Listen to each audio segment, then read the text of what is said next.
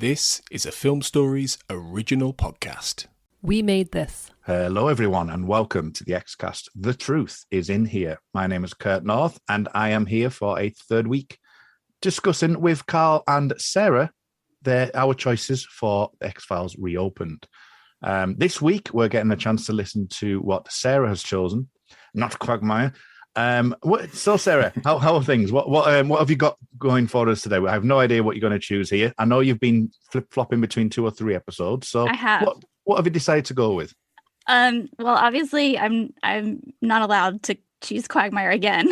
I chose it last time we did this, but I wanted to choose the most legendary and the most perfect episode of the Xcast that was ever recorded.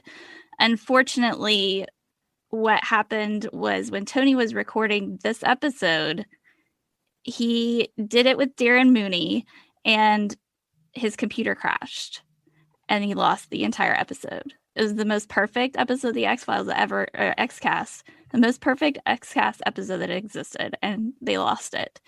So instead, we got the recording that we did is Talitha Cumi, and they had to redo it, unfortunately. So it's not quite up to par, but still a very excellent episode. Unfortunately, it's the perfect episode is just lost, but this is what we get, and it's still a very good episode. What I enjoy most about it is that I believe Carl mentioned that when he was talking about his intro to Triangle, that Triangle might not be one of his favorite episodes, but he enjoyed the commentary and the analysis of it.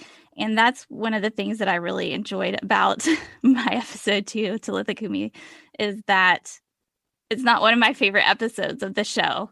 I don't love the myth arc. However, really hearing Tony and Darren discuss it shed a new light on it, and it gave me a better appreciation for it. So I think that's kind of encapsulates what the Xcast is really about, is sharing our passion for this show and getting other people to see these episodes in a different way. And it may or may not change our attitudes or our perspectives, but at least it helps us see things in a different way, which I think is one of the best things about the Xcast. Yeah, I think what I'm basically hearing though, Sarah, is you want to make Tony relive the trauma of losing that recording. No, I think there are so many Xcast stories like that where there have been, Sarah, you tried to record the Calla twice and couldn't achieve it, wouldn't you, famously? Yeah. And Kurt and I have recently had the thing at the Midlands Arts Centre where we recorded an episode about home, which wasn't recorded by the venue, wasn't it, Kurt? And it's lost to the sands of time. And I think there are other stories other hosts have had, I think every podcast has got some scars in that respect. It happens. Yeah. But what they came up with is excellent stuff. And I think that people will enjoy listening to it and remembering. I mean, I do remember very vividly that while I was listening to it, I was in the car driving, and there was a part where I laughed so hard I almost drove off the road. So, it's a great episode, and I hope people will enjoy it again. That's great stuff. I've been watching somebody do an X-Files reaction, and they're up to Talitha Cumi actually, so it lands quite nicely for me.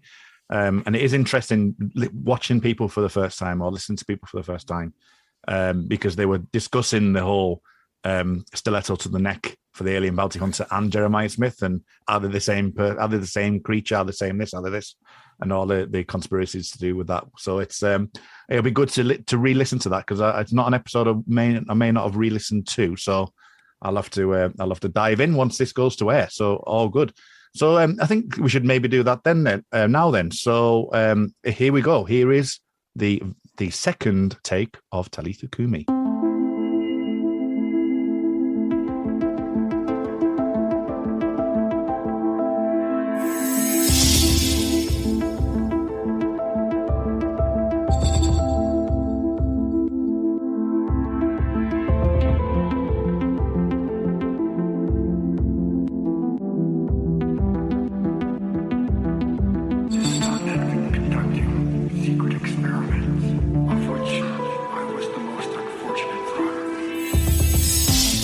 here's a little bit of a insider production fact. We've got a bit of deja vu tonight because we've already done this, haven't we, Darren? That's the problem. We have indeed. I mean, it's sort of like that. You know when they have a TV pilot and it's so bad that they go back and they like reshoot it without Colin Meaney. That's what it's like, except this time Colin Meaney refused to leave. I'm Colin Meaney in this case. That's exactly what this experience is like. No, there may have been a bit of a technical mishap. So, yes. But we're going to try and keep it fresh here, you know? Yeah, oh yeah, exactly. I think Darren's, bless him, underplaying it slightly. There was a laptop. I'm calling it the laptopalypse, like the because my laptop literally died without edited. That's the best, the worst thing. Edited, really good Talitha Cumi recording. So I like that, Tony. By the way, I like the way you're sort of overplaying. It was the best episode that we ever made. To be absolutely clear, it's the best thing that I have ever recorded, and I don't think I'll ever record anything that quite lives up to it. I was going to say we've never done anything that good, and we never will again. But hope you enjoy this one, guys, as we talk about Talitha Cumi.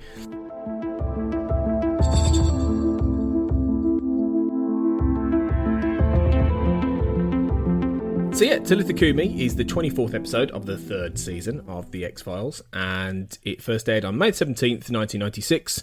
Has a story by David Duchovny and Chris Carter, and the teleplay itself was by Chris Carter, and it was directed by R.W.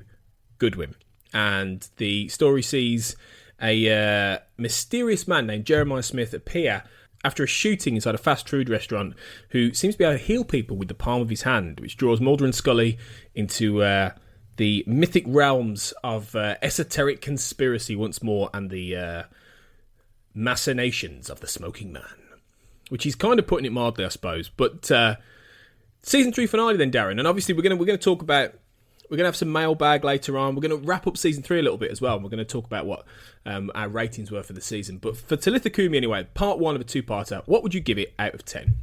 This is going to be one of those Darren crazy ranking things, like sort of hell money or whatever.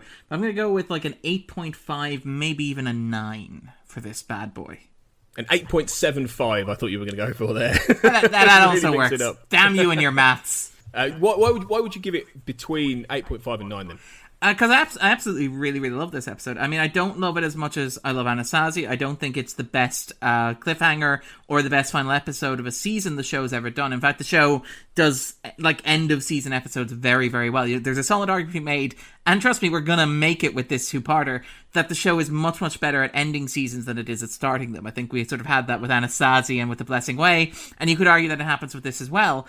But one of the things I really like about Talitha Cumi is that even though it's not like the best season finale, and I'd argue that, for example, Anasazi's better, I'd argue that Requiem is better, I'd argue that, Essence and Existence are better, to pick other examples as well. Even the Erlenmeyer Flask, I think, is better as well. It's still a phenomenal episode of television because it's a very, very strange piece of television. And again, like we talked about this a little bit when we talked about The Blessing Way, where one of the great things about The X-Files was its ability to put something very, very strange on television in slots where you would not expect it. Like, if you were to say, like, what will the 3rd season premiere look like after Anasazi? Nobody would have guessed The Blessing Way. And again, I say that as somebody who has maybe been a little bit harsh on The Blessing Way, but again, I talked about how much, like, as harsh as I am on it, I love that it swings for the fences and it's absolutely its own thing.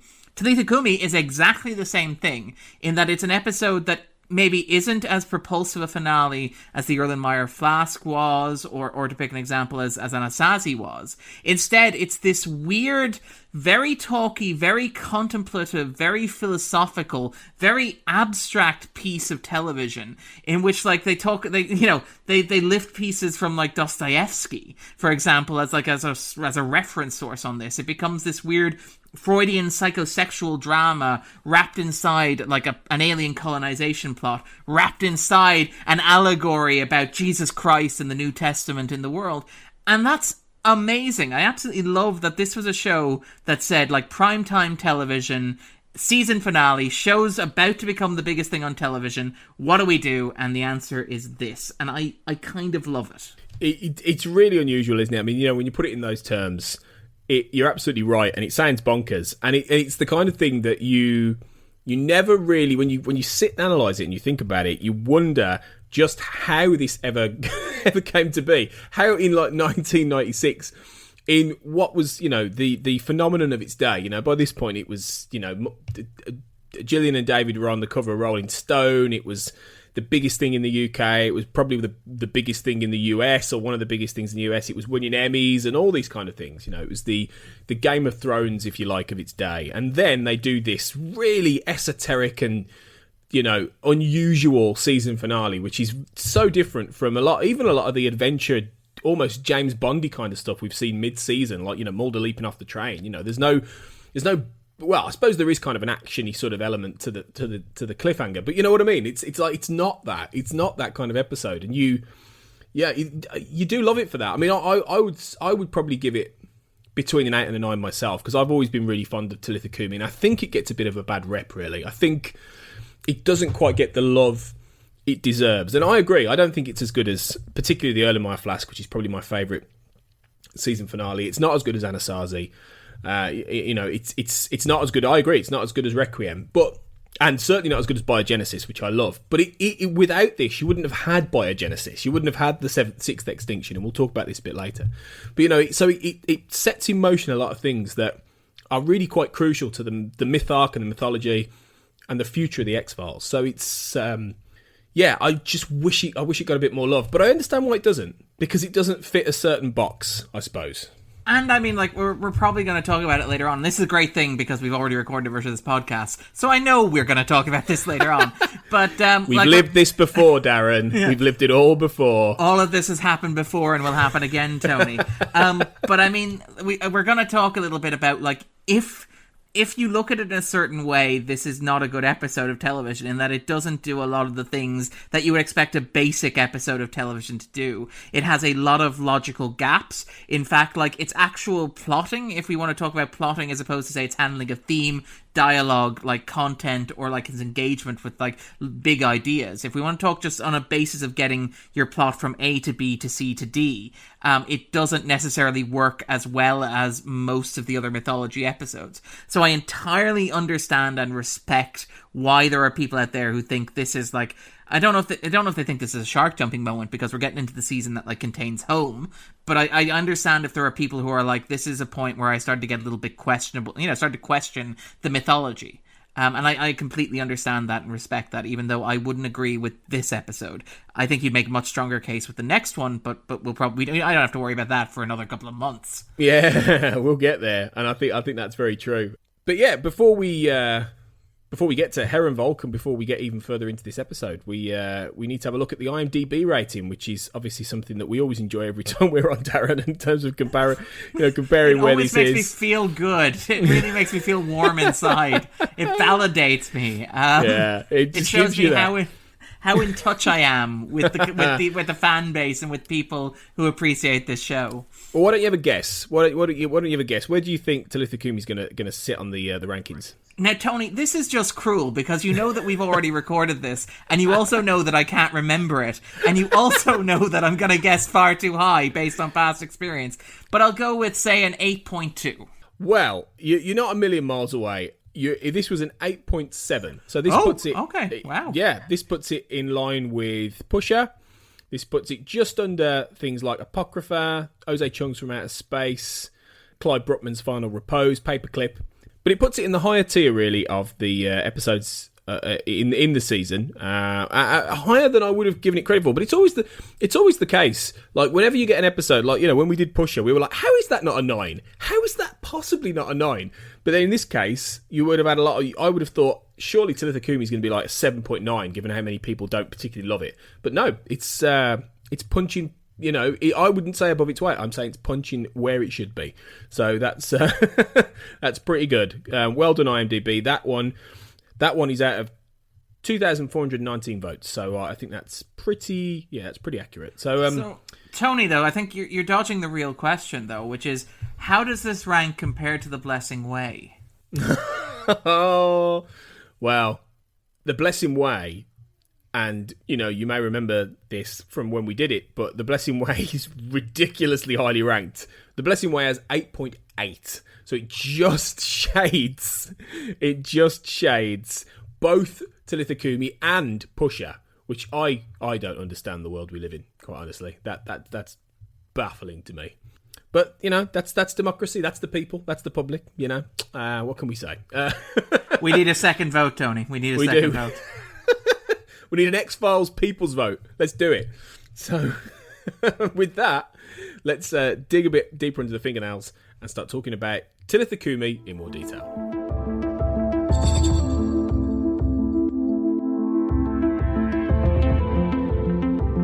So obviously it begins with... I always feel like Talitha Cumi begins in a way almost like... It doesn't begin like a big mythology episode. It begins in quite, small surroundings. You've got this fast food restaurant and, in Virginia, and you've got this guy, Galen Muntz, played by the wonderfully named Hrothgar Matthews, really good actor.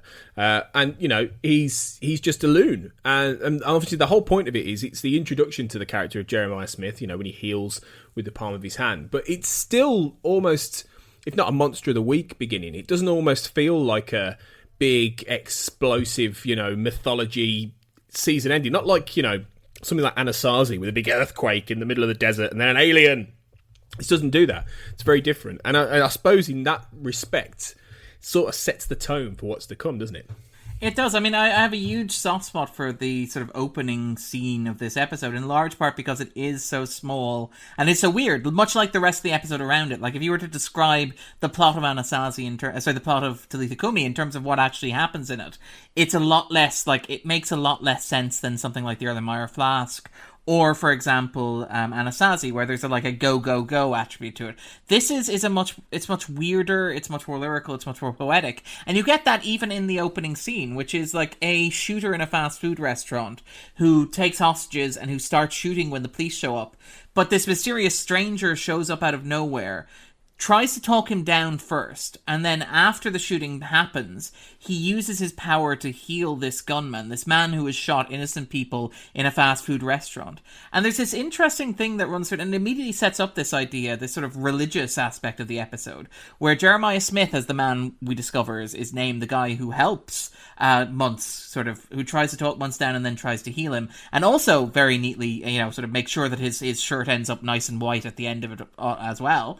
But Jeremiah Smith tries to reason with him and tries to forgive him and approaches him with compassion, which is a very Christian attribute. Because, this is a very Christian episode. This is a very... And again, you mentioned that, Biogenesis is an episode that owes a lot to this. This is a point at which the show really begins, folding religion into the myth arc in a very big way. Now, they've done this before. You can point to earlier episodes. You could point to, for example, Genderbender in a certain light. But you can also point to stuff like, say, Fearful Symmetry, as an example. Even the title of Fallen Angel, if you want to look at another example of episodes that are about, this idea of this connection between the divine and the alien. And, Talitha Cumi very much sort of literalizes that idea, with Smith presented as a Jesus character. He heals people with the palm of his hand. But more than that, he goes out into the world and he preaches forgiveness. And that's something that I think people underrate about, Carter's writing, because a lot can be written about how Carter approaches religion, and a lot of how the X-Files approaches religion maybe hasn't aged perfectly well in some cases. I'm thinking Signs and Wonders in the 7th season, where I think Frank Spotnitz summarized the moral of the story as intolerance is good.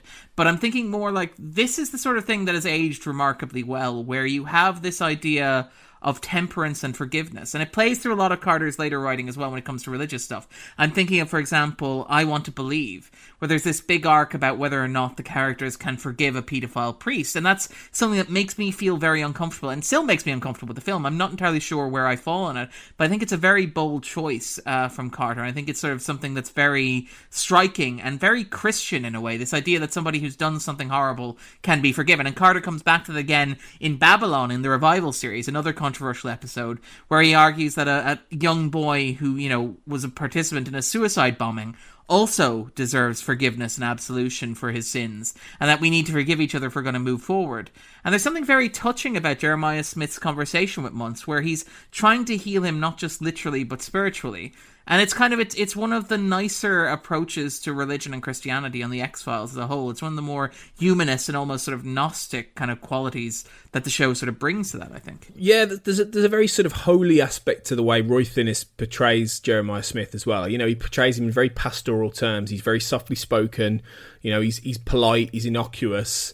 He has that, almost, I hesitate to use the word monotone because he's not monotone, but he's very calm, and he has that sort of almost peace about him, which, plays very much into the idea, doesn't it, about him essentially, on the face of it, being almost like a god figure. But as you say, he's a Christ figure, he's a prophet, he's the guy who comes down to impart, ultimately to try and impart this knowledge, and gets caught up in all the esoteric stuff that we'll talk about. But I think a lot of that is owed to the performance you get from Roy Thinnes, who, of course, was an interesting casting anyway, because he was he already he has a place in the the origins of the X-Files in some respects, because he was the lead in a TV series called The Invaders many years ago, where he's in the 1960s, which Chris Carter had seen when he was a child, when he was growing up, and he'd watched that show, which was all about a guy. It was basically like, The Fugitive, if The Fugitive was, trying to find aliens, essentially. And Roy Thinnes was playing a character called David Vincent in that, and trying to stop an alien invasion, which is quite appropriate. So there was a nice little bit of metatextual casting there with Roy Thinnes. And what was even nicer was that he got the part after he was sitting on a plane with David Duchovny. And David Duchovny presumably recognised him from The Invaders as well, and said, do you want to come on the show? You want to come on the X-Files? So there's a nice little aspect to there. But I think, he's a major reason why I think the character of Jeremiah is, certainly in this episode in particular, is an interesting one. And I think he has that balance, like you say, of the, getting across that very healing Christian aspect with the mystery of precisely who he is and how people are essentially trying to exploit him, really. Yeah, there's a lot to it. There's also something interesting in the sense that, the aliens in the X-Files, and particularly the colonists, tend to be portrayed as these sort of Old Testament gods, in that they're very vengeful, they're very wrathful. Constantly throughout the run of the show, they're talking about cleansing the earth, purging the earth, wiping people out, which is something very much sort of like an Old Testament god would do. In Fearful Symmetry, they're trying to gather up animals, as an interstellar Noah's Ark. And, obviously later on you have the plot to release the virus, the smallpox virus, and wipe out the earth's population, which again is a biblical plague. And so it's interesting in that context that you have the character of Jeremiah Smith, who's he might as well be called Jesus Smith. It's got that nice sort of biblical quality to it. It's like John meet Jesus Smith. But he's got that sort of he's this more forgiving, more optimistic, more humanist kind of alien. He's this man who literally came down from heaven and saw something worth saving in mankind, and so decided to do it. Because he's literally, the entire episode happens because presumably he was in that fast food restaurant for lunch, and he happened to get caught up in this, and he just couldn't stand by and let it happen. He couldn't stand by and be passive. He couldn't let these people die or suffer meaninglessly. He had to step in, and he had to do the right thing, which is a very humanist sort of philosophy, and something that's almost oddly heartwarming for a show that's occasionally about, how the universe can seem like a cruel and arbitrary place, and no matter what you try and do, there'll always be men in suits who will try and stop you or destroy your life's work. There's something very touching in that. There is, actually. And, you've made me think of something it never really occurred to me before, that maybe Jeremiah was just there. I've always assumed that he came down and he was intentionally trying to get to Mulder and taking him on this quest that we see in Herrenvolk and things like this. But, the way you phrased it there and the way you've put it across is that he was working at the Social Security Administration, and that very place itself is supposed to be a social insurance program, to help people with disabilities, retirement benefits, things like that. In theory, an agency all about helping the less fortunate, which fits with the Christian ideal, really. So it's interesting that he's working there, and obviously that ties a little bit more into what Scully ends up looking into. But yeah, maybe he's just there, and then it's once he heals Galen, he sort of puts his head above the parapet and triggers all this, and then you've got the alien bounty hunter coming looking for him and all this. But maybe he just wasn't. He'd left, he'd gone off the reservation, he disappeared.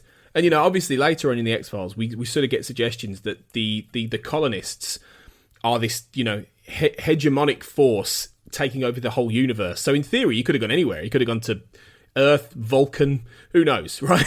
He doesn't necessarily be on Earth. So it could have just been that he's one fairly insignificant guy, and we'll get to that later as well. And he's just gone from this massive, network, in the heavens, but this is what triggers everything that happens. I had never thought of it like that. That's really interesting. And it probably makes a lot of sense, actually. Well, you were talking a little bit about how, like, the opening doesn't feel like a mythology opening, and you're entirely right. And I think that's quite intentional, because it does feel like something, like the workplace shooting, the guy who's been laid off and who feels angry and who draws a gun in a public space is a very 90s fear, but it's not like a 90s conspiratorial fear. It's something more like, say, Folie à Deux in season 5. You know, it's that sort of anxiety. It's an anxiety about just random violence, as opposed to the violence committed by conspiracies or by governments or by organizations plotting against you.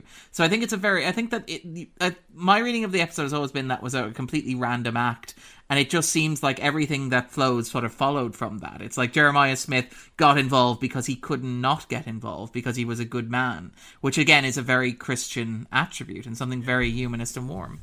I really like that. I looked at it in that way before. I think there's a lot of truth to that.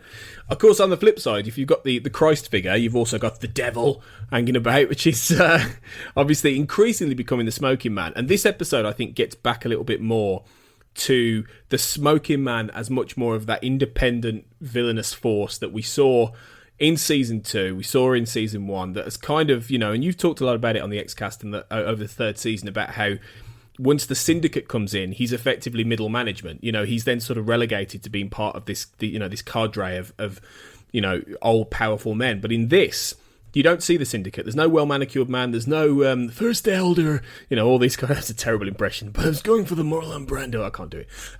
Maybe I'll do it in Heron Volk and learn. But you haven't got all these guys there. So he's sort of on his own, and he's most manipulative, especially in the sequence with Tina Mulder, where the classic sequence where he goes to the Quanagatog and the house looking for the weapon, as we later find out, and you get one of the, I think, it was William B. Davis's favourite line, but you get one of the most favourite lines from anyone, don't you? When he's talking about the water skiing. But of course, that could be said for so many things. Yeah, couldn't it? And obviously the suggestion heavily here is something that we've not quite got before, which was that the Smoking Man and Tina Mulder, were getting it on years ago, and it was presumably an extramarital affair, which obviously the show does a lot more with later. But this does feel... I don't know what you think, Darren, but this does feel like an episode where the Smoking Man really sort of reasserts himself in a way as we'll get into this later, but the Grand Inquisitor of the X-Files. Well, this is kind of interesting, because I think that you're entirely right that it does sort of minimize the conspirators, in that, like, he is the only conspirator who appears on screen. He deals with Jeremiah, and by implication, even though he doesn't deal with him directly, he deals with the bounty hunter as well when the bounty hunter comes to the empty cell. But, I think, though, it plays more into, that third season idea of the Smoking Man, the one that we've seen since The Blessing Way and Paperclip, which is this idea of a man who isn't necessarily, this abstract conception of evil, as we've always as we saw him in the first 2 seasons, who isn't, absolutely everywhere and all-powerful. This is instead, a man who is, corrupt, who is weak, who is flawed in very fundamental ways. And the fact that, he was having an affair implicitly with the wife of his best friend is a very human failing for the character to have. Similarly, the idea later on that he has lung cancer, which reinforces the idea that he is, in theory, just a man. He's not immortal. He doesn't have access to this technology that will magically heal him. He has to rely on Jeremiah Smith to do that implicitly in order to help him out.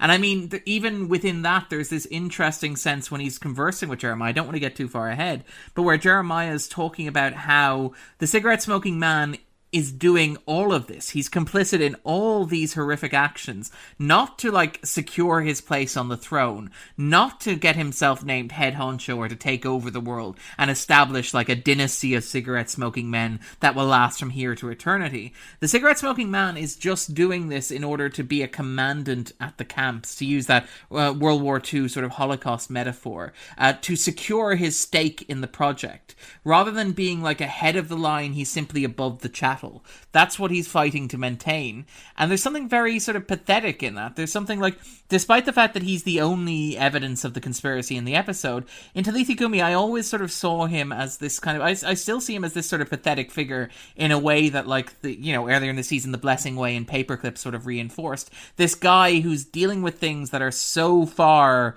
like, outside of his control, but scrambling and doing whatever it takes to, like, just remain a few inches above water, which is kind of depressing and bleak and really, really sort of a very banal sort of evil, as opposed to this sort of overarching, like, puppet master. I suppose it does make him more interesting, though, doesn't it? And rounded as a character, and I think it's, it allows for things like that. That line we talked about with the Smoking Man.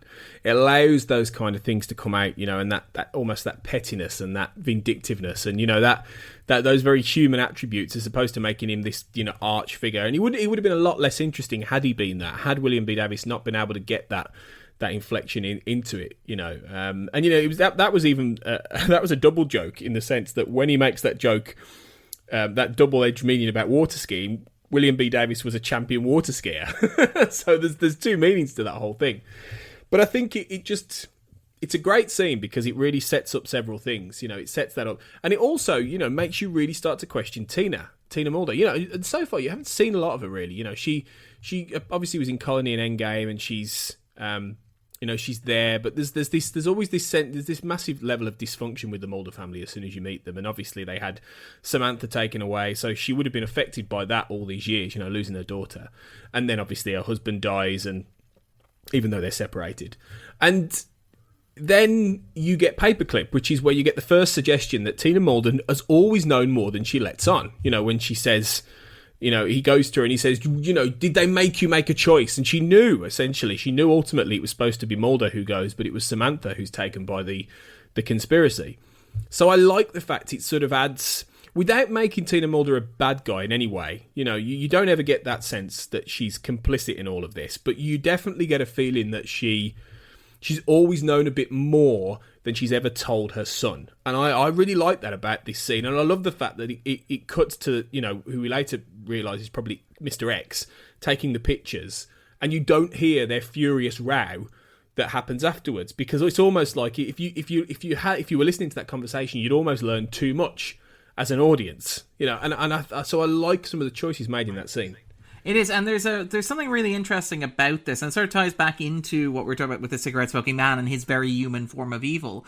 But it's something that happens with the Mulder family in particular, outside of Bill Mulder, who was like an active participant in the project. It happens with Mulder later on when you get to like two fathers and one son, but it implicitly happens with Tina Mulder in these episodes. And it's very telling that when the cigarette-smoking man arrives and asks her flat out this question, her first response is, "I've repressed it all." In that she's kind of, it's like she makes it sound like a conscious choice. It's like she sat down one day, closed her eyes, clenched her fists, and buried what she knew so deep inside herself that she'd never have to acknowledge it or face it or confront it. And it's an interesting idea, because you said that she's not really complicit, and you're right that she's not literally complicit, in that there's an implication that she never made an active choice. She never sat down and said, "I am okay with this," to Bill. But the show also sort of suggests that on some level, whether consciously or unconsciously, she knew, and if it was unconsciously, she made a choice not to know or not to confront it. And does that in its own way sort of represent a complicity? Does that represent like buying in? Was she part of the project? She may not have been as directly involved as Bill, but did she offer passive consent to it? Was she because she was going to be a beneficiary of this as well. She was presumably going to survive hybridization along with Bill Mulder. And was she willing to make those sacrifices as long as she didn't have to acknowledge that she made those sacrifices? And it's an interesting exploration of how these sort of systems of like oppression and complicity operate, where they don't always have to be spoken and it doesn't always have to be active. And there's something there with Tina where you're never entirely sure how much she knew, how much she didn't know, how much of a choice she made, and how much of a choice she made not to make, if that makes sense, which makes her a very interesting character, I think, in the overall scheme of the show. Yeah, and it's something they don't really get into. There's never a conversation you ever get where Mulder sits down with Tina and says, "Right, come on, Mom, let's have it out. Let's tell me everything. Tell me everything you know." You never get that. You never, for whatever reason, whether Mulder You know, my instinct was Mulder was always a bit too scared. Mulder was always a bit too scared to possibly confront the reality that maybe his mum could have given him a bit more of this truth than he ever imagined, and that he would see her differently, because ultimately she was essentially the only person that he has left. You know, with Samantha gone, once his dad's gone, you know, he hasn't got any other siblings. She's kind of the only person, and that's why this becomes a really personalised case for Mulder once she's in the hospital, you know, and she's had this stroke and she's at death's door. And a lot of the urgency about the story in Talitha Cumi is about him trying to figure out a way to save his mother, you know, and it's because for years she is, and it's very telling that, you know, Tina's eventual death comes at the point where Mulder gets his release from Samantha, you know, and it's quite, well, we're a long way away from that, obviously, in season 7, but, you know, so I think there's a lot to unpick there, really, with their relationship. Oh, there is indeed. And I mean, there's a lot to unpick about, like, Mulder's passive complicity in all this as well. Because I think one of the interesting things the show does, and doesn't always get a lot of credit for, is it explores, like, that level of, like, complicity as it goes. So, like, you know, Tina was not an active participant, but she was married to Bill and she was willing to turn a blind eye to what he did. But then, like, later on with Mulder, you have, like, his inability to confront, like, what happened with his mother. And, like, in that episode you talk about, it's very telling that Mulder can't accept that his mother could die of natural causes, to pick an example. But, I mean, even in, like, Two Fathers and One Son, which is way down the line, you have Mulder making a series of choices which are really, really uncomfortable. But I think they're meant to be, because they suggest that, like, Mulder is in his own way like a beneficiary of this sort of complicity and this privilege that he's had. And it's kind of, it is challenging and it is interesting and it's sort of provocative. And I think the show avoids giving easy answers, which I really admire about it. Yeah, it is really good in that sense. And the further you get into the Mulder family's sort of central part in this labyrinth conspiracy, the more interesting it gets, I guess. But obviously, you know, the episode becomes as much about, you know, as Mulder's mom is in the hospital, it becomes about the search for the weapon and the fiendish anagram that is at the heart of this this episode.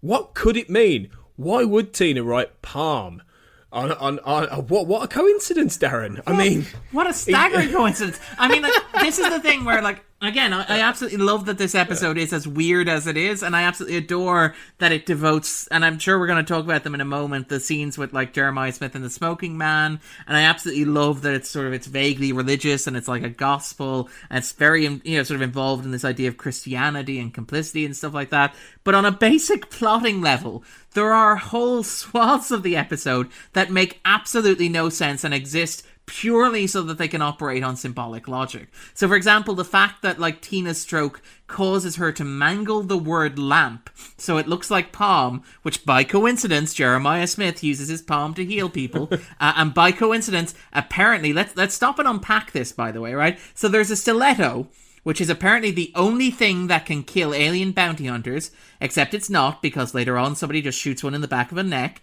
and also it doesn't, because later on Mulder uses it and it doesn't quite work. But anyway, let's just gloss past that. So it's a pointy thing, and you stick it in the back of the neck of an alien.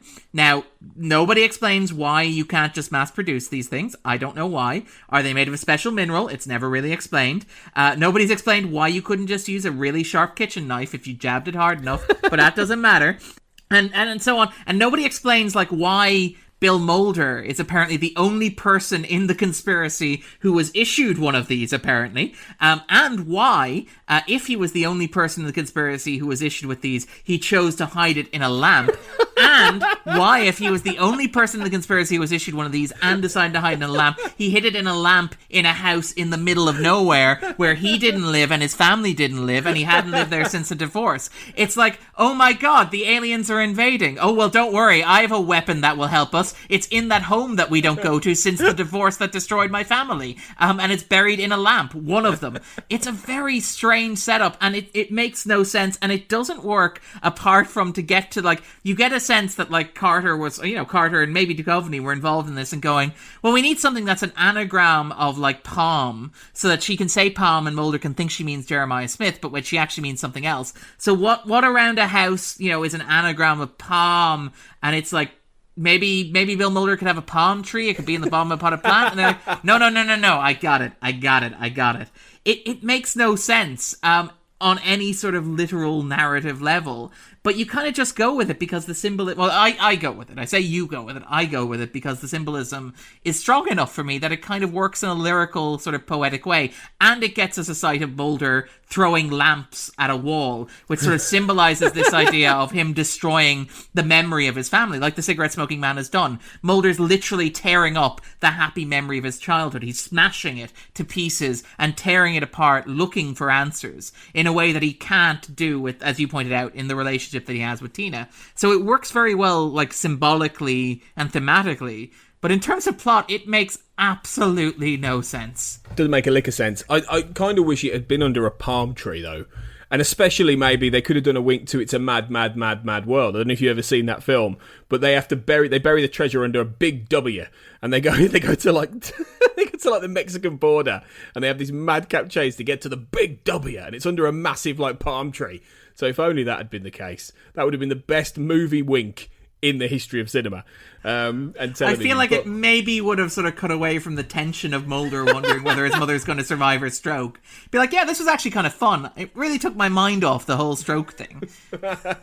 Nothing like a good adventure on the Mexican border to kind of get the blood pumping. Yeah. It could have been a nice little diversion if they'd have had the budget. But it is silly, and the weapon is interesting, obviously, because it's something that X very much talks up when they have their fight and they have their confrontation. That he basically says, this is going to be, its value will soar once the sky begins to fall, and Mulder mentions colonization, and everything like that. So it's very much suggested that this weapon is really important. And my view of it was that, this episode very much tries to really set Mulder back onto the idea that he's on this almost monomythical journey, this mythic quest within and without, and it's giving him the weapon, like the lance that from ancient, or Excalibur, for example. Yeah, or Excalibur, that kind of thing. It's giving him that mythic weapon in order to take down the demon, the beast, in this case the alien bounty hunter. But it's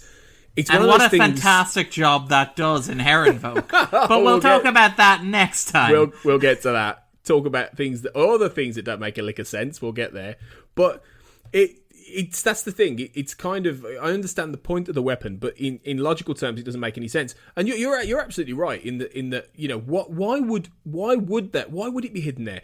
And surely all the conspirators would get one. You'd think at the top level they'd all have one in their back pocket.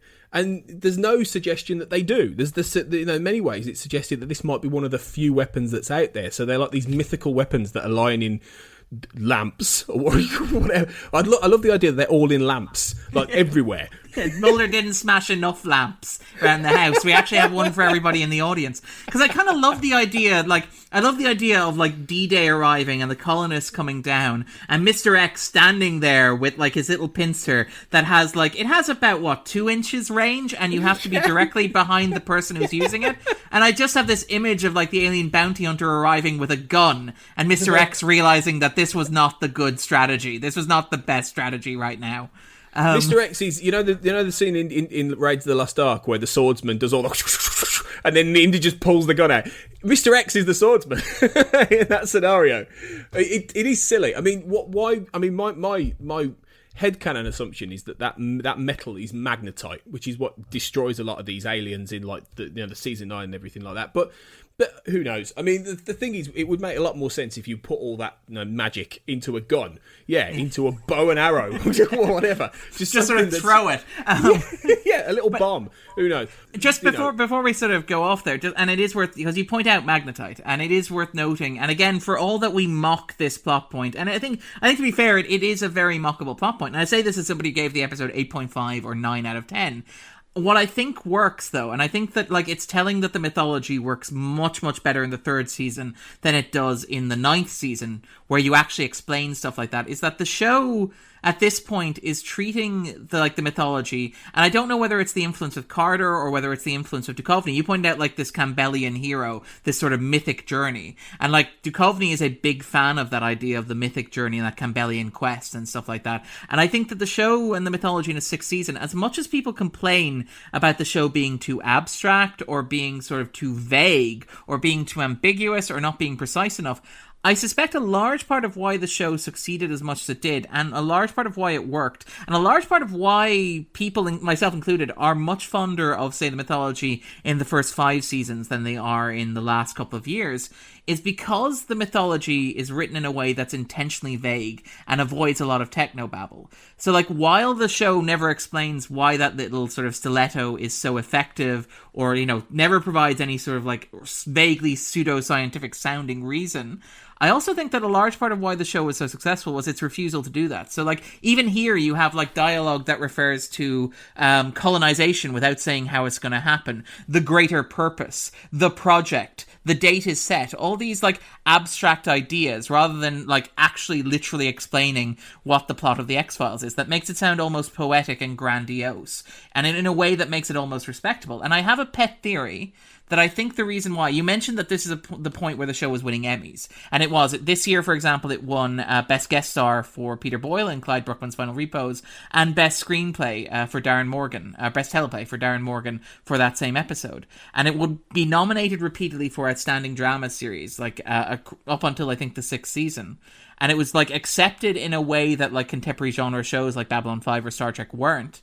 And I wonder if part of that was down to the fact that it didn't have that technobabble in it. It didn't use phrases like super soldiers or magnetite, like, in those peak mythology years, and instead used abstract nouns like the project or the date or the greater purpose. And I wonder if that made the show sort of more acceptable to, say, newspapers like The New Yorker or magazines like The New Yorker that would have sort of praised it a great deal, that would have maybe been turned off if it had been more sort of techno. The highway code has changed to help protect people walking, cycling or horse riding. However you travel, you have a responsibility to help keep those more at risk on the road safe. We've updated the rules for passing people cycling and horse riding to give them plenty of space, and people crossing, waiting to cross or cycling straight ahead have priority at junctions. These are just some of the changes we all need to make now. Check the changes. Let's keep each other safe. Visit gov.uk/DFT/highway code changes to find out more. Changes to the highway code apply to Great Britain only. Babble-driven, like, say, Star Trek or Babylon 5 or even Space Above and Beyond. Yeah, I think probably. I mean, I suppose it does give it more of that mythic sensibility, doesn't it? It gives it more of that, yeah, as you say, that abstraction to it. And I mean, it's nowhere sort of better, displayed in this episode than in the sequence where Jeremiah's captured and he's locked away in this prison. You get those wonderful few scenes between him and the smoking man, which are, among the most strange and almost indulgent sequences that the X-Files ever does. But they're so literal. They're so filled with that, and one of the key things with this episode that a lot of people know is that David Duchovny, in devising it, very specifically wanted to bring in allusions to the brothers Karamazov, which is the classic Dostoevsky novel you mentioned at the top of the episode. And it's very much filled. It doesn't necessarily take dialogue from that story, but it's filled with these allusions. It's filled with this, this conversation and this dynamic between, the character of Jeremiah and the Grand Inquisitor himself, the smoking man. And that's the thing. I mean, the title itself, links to, the Christian, even the Aramaic sensibilities that Duchovny's interested in. Talitha Cumi is literally translated as a rise maiden, and it has various different translations, but it's all about that healing, that rebirth, that cleansing, this conversation is the height of that mythic literary sensibility in this episode. And I mean, I know you're a massive fan of it as well, Darren. I think the dialogue in those sequences, on the one hand, it might seem really sort of pretentious, but on the other hand, I think it's really, really lyrical and fascinating. It does. I mean, like, imagine being a Fox executive, like, at the time in, 1996? And sort of, like, imagine sitting down and going, well, look, The X-Files is the hottest young show we have here. We've got David Duchovny and Gillian Anderson in their underwear on the cover of Hot Press magazine. these are sexy people who are loved by sexy young kids, and this is the sexiest young show on television. I'm just going to go to this screening that Carter's organized of the season finale, and I bet it's going to be hot, it's going to be sexy, it's going to be amazing, it's just going to be fantastic. And you sit down and you get these 2 extended sequences where middle-aged men trade dialogue about like abstract concepts like free will, governance, self-determination, complicity, the idea that, you know, if you give somebody, like if you absolve a man's conscience, he will do whatever you need him to do, which are these like wonderfully abstract philosophical ideas which are universal and relevant no matter where. In fact, those sequences have aged like arguably as well as anything in the X-Files, in that they're still relevant today and you can still apply them to contemporary politics easily enough. But it's like, I'm just imagining what it must have been like as a Fox executive, expecting something like sexy and cool and flash and dynamic and like something that looks like a blockbuster action movie like Nicey or 731, and instead getting a duologue between 2 men in a prison cell together. And I mean, I think I mentioned this before, but like one of my favorite like pieces of trivia about Talitha Cumi comes from William B. Davis's memoir, Where There's Smoke, which is, it's a great memoir. It's really conversational. It's very wry. And Davis has this wonderful sense of humor that comes through writing about the show. And, you know, sometimes he's a little bit irreverent, but he's also very respectful of it. But he talks about how, and this amazes me, right? This is the level of impact that this sequence had on viewers, which is the moment where apparently himself and Thinnes were hired by this billionaire to fly out to this guy's wedding and perform on stage the 2 scenes from Talitha Cumi where they debate the nature of free will, like as a wedding reception performance. Now, Tony, I know you got married, and I just want to ask you, was this ever an option? Well, I mean, I'm just really sad that I didn't know about it, because I'm sure I could have sold my, you know, wife to be on it. Absolutely. She's only watched about 1 season and a little bit of the X-Files, but I'm sure I could have said, honey, look, there's a wonderful scene with allusions to, you know, the Judeo-Christian mythic journey and and free will and determinism. And you know, what better way could we celebrate the most, you know, special day of our life? She'd have gone for it, of course. I think it would have been an easy sell. I'm just wondering, at that wedding, right? You imagine that there were probably like half the crowd there was like, I remember watching this live, but you have to wonder what the other half was making of this. It's like, is this a beat poem? Is this like, is this what the kids call performance art? I don't get it. Why are they talking about colonization? Yeah, you just need Louis Theroux to be there, don't you, and film that wedding.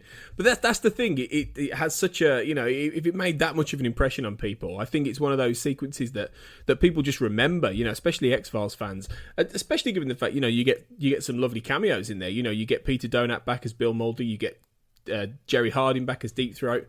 You would have had Melinda McGraw as Melissa Scully, but sadly she wasn't available to do it. And I think that would have been fascinating because, you know, it's very much, you know, visiting the sins back on the smoking man. You know, it's reflecting. You know, he's been very disparaging to Jeremiah. You know, calling him Catalock. You know, you mean nothing. You are nothing in the grand scheme. And that's something that runs through into Herrenvolk as well. This idea that, you know, ultimately you are meaningless as the individual unless you are given this truth to play with. And that's something that comes up in the next episode. But in this case, Jeremiah might seem to us and to everybody else this prophetic healing Jesus, but in the ultimate grand scheme of the large forces above in the heavens, he's nothing. He's just a one person who can make no difference. And that's fascinating, but that's why it's almost, you know, you mentioned the lung cancer earlier.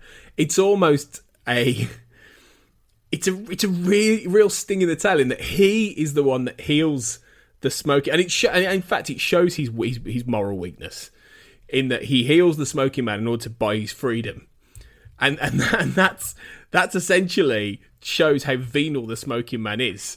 My personal favorite detail, though, is like immediately after the smoking man has had this like near death encounter with lung cancer, which, by the way, even though like I'm guessing he's not an oncologist, he's aware that like having lung cancer once, like even if it's healed by an alien, I imagine, that's still remission. I imagine relapse rates are significantly high. I'm not sure what the statistics are when you're healed by like a messianic alien, but I'm pretty sure, it's like any other form of remission. And like the first thing you see in the next scene with the cigarette smoking man, he's wandering around a hospital with a cigarette in his mouth. And the episode doesn't make it, like, the episode doesn't pull its punches. It immediately follows the scene with him with the cigarette in his mouth, with Mulder trying to jam a gun in there, as if to say, look, the cigarette smoking man has been given a second chance at life, and he's basically decided to put a gun back in his mouth. It doesn't matter whether it's Mulder's gun or the cigarette. He's basically decided that his own life is, he hasn't decided, he's not going to look out for his own life. He's decided he's going to indulge these bad habits, even though he knows exactly where they're going to lead. It's a great character touch. Yeah, it is, and it shows his lack of respect, really, or his cockiness and his overconfidence, and that's one of the things. The arrogance of the man really comes out in this episode, in particular. When in that confrontation with Mulder, which is one of their, sort of calls back to One Breath, really, in that sense. In fact, I don't know if this is the first major confrontation they've had after One Breath. It might be, actually, apart from the odd, phone call here and there, or the odd brief exchange. Or like Epimasculata, isn't he there in Epimasculata? Oh, yeah, they have a little bit of a back and forth there, don't they? But yeah, maybe the next one with a gun, at least. But yeah, he is just, full of that overconfidence, really. And obviously then, it's all ultimately then about Mulder realising that he needs to get to Jeremiah in order to heal his mother, in order to save Tina's life, in order to get this healing power. And that brings you to the cliffhanger. But before we get there, we've got to mention one person who we've barely talked about in this episode, and it's possibly one of the negative aspects about Talitha Cumi, in that Scully barely has anything to do in this episode, really, doesn't she? She's just sort of there with Mulder.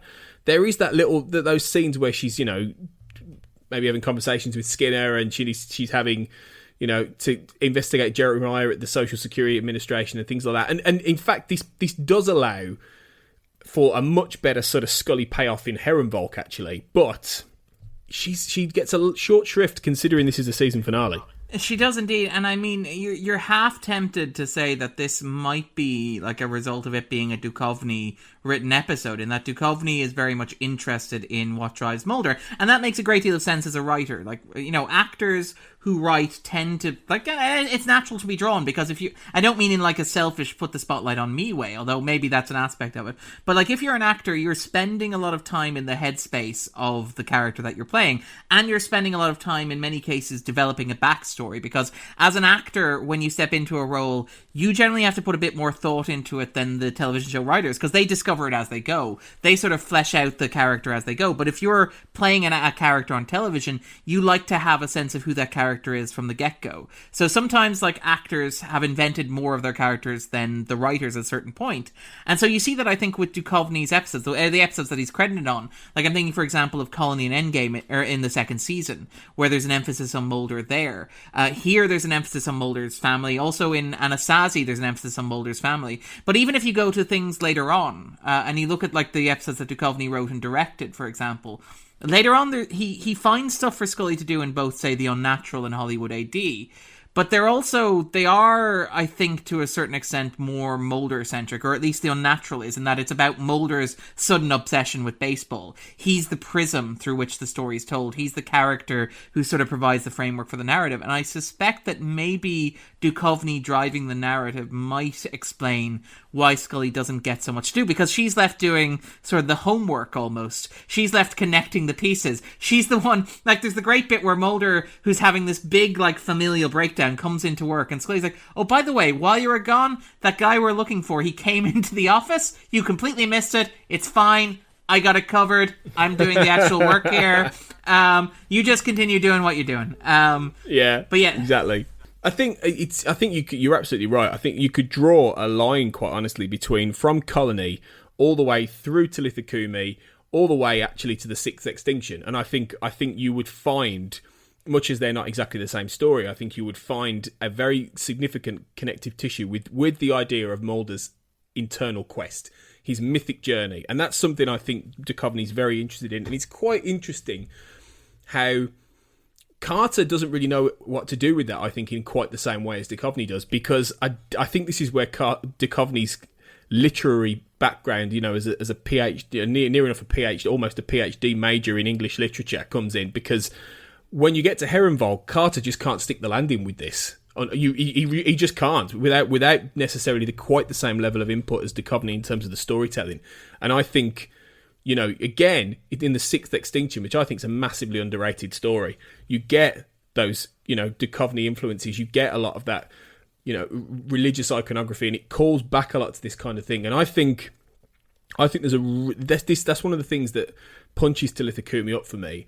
And yeah, Scully is a little bit of a casualty of it, I think. But in this case, I kind of think I can live with that, because ultimately we know that Scully gets great material going forward, but also the fact that I think you kind of couldn't serve two masters necessarily in the same way and still do what this episode did and have the freedom to do those kind of scenes we've talked about with the Smoking Man and Jeremiah talking about all this, these really sort of high-end literary sort of conversation. And I'd rather maybe sacrifice a little bit of Scully focus so we could have a bit of that once or twice. Yeah, I think you're right that in the grand scheme of things it sort of balances out. And I think that the interesting thing about, and we're going to talk generally about the third season later on, but one of the things the third season does rather well with Scully's character is that it acknowledges that in the second season, I think Scully wasn't necessarily best served by, or Gillian Anderson maybe even wasn't best served by what happened to Scully as a character. But Scully as a character herself didn't always get the space to breathe and develop. And in the third season, you have a bit more kind of space for that. You have Nicey and 731 with the alien abductees. You have her sort of processing through what happened. You have the arc where with her sister's killer in Apocrypha and Piper Maru and stuff like that. So when you get to the end of the season, it doesn't feel like it felt at the end of the second season, where Scully's big arc was she was abducted and taken away because Gillian Anderson got pregnant, and then she was abducted again in the other big two-parter so that Mulder, had to surrender his sister and, maybe feel really bad about it. So I think that, yeah, it's an issue with the episode, but it doesn't feel as bad because I think that either side of it, Scully gets a lot to do. And you're talking about the fourth season, which has perhaps the meatiest Scully arc in the entire run of the show. It's the arc for which Gillian Anderson deservedly won an Emmy. I'm not as fond of the episodes in question as many fans, but Anderson's work is phenomenal, and the show devotes a lot of focus and attention to Scully. So I don't feel too bad about her maybe getting the short shrift here, although I would be cognizant of that fact. And it would be nice if you could find something for her to do in there that wasn't just the actual work of being an FBI agent. Yeah, no, I know. It's difficult, really, and how you would do it slightly differently, really. But she's there at the cliffhanger anyway, which is where Mulder's having one of the many conversations where he says, "Okay, Jeremiah, tell me what's happening. Tell me what's going on." And Jeremiah's like, "I'll explain everything to you. I'll tell you everything."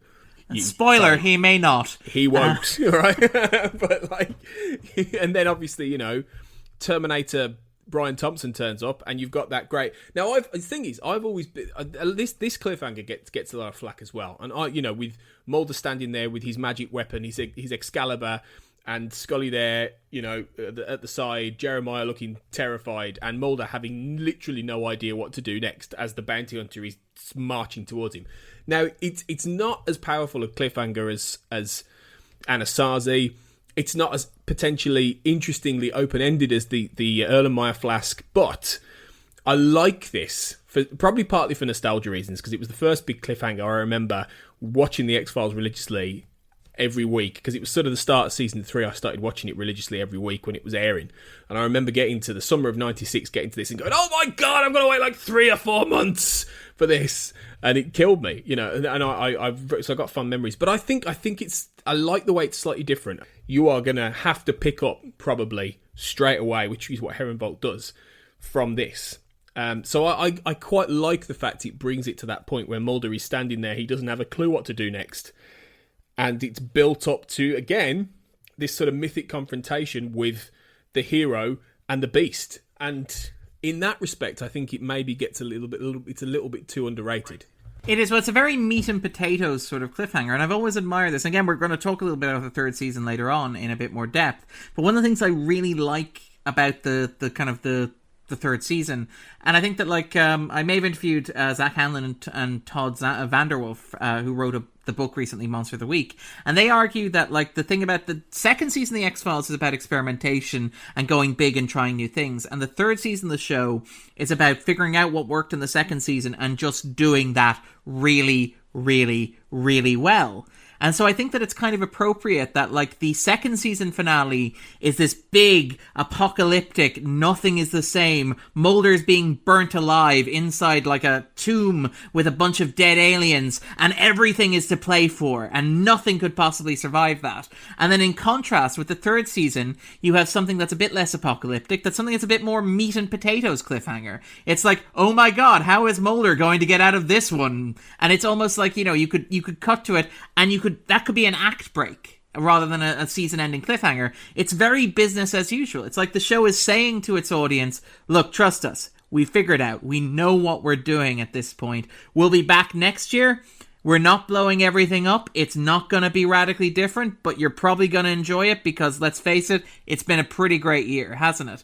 And it's worth noting, actually, we haven't talked much about R.W. Goodwin, who directed this episode. This episode actually looks really, really great. And I mean, we talked a lot about the dialogue, because it is very dialogue-heavy. We talked about all the exposition, and we talked about the thematic stuff. One of the things I really like about this episode is its visual storytelling. There are extended sequences in here where the episode tells its story without using dialogue. And as much as we talk about Carter being a very exposition-heavy sort of writer, there's a really, really good use of sort of visual storytelling. I'm thinking, for example, of Mulder tearing up his family home, which is a sequence that goes on for a good 2 or 3 minutes, but which captures everything that you need to know without any dialogue to explain it. I'm also thinking of the great sequence where the cigarette-smoking man goes and they arrest Jeremiah Smith at the bureau, which is done again silently without any dialogue, but works very, very well and communicates everything you need to know.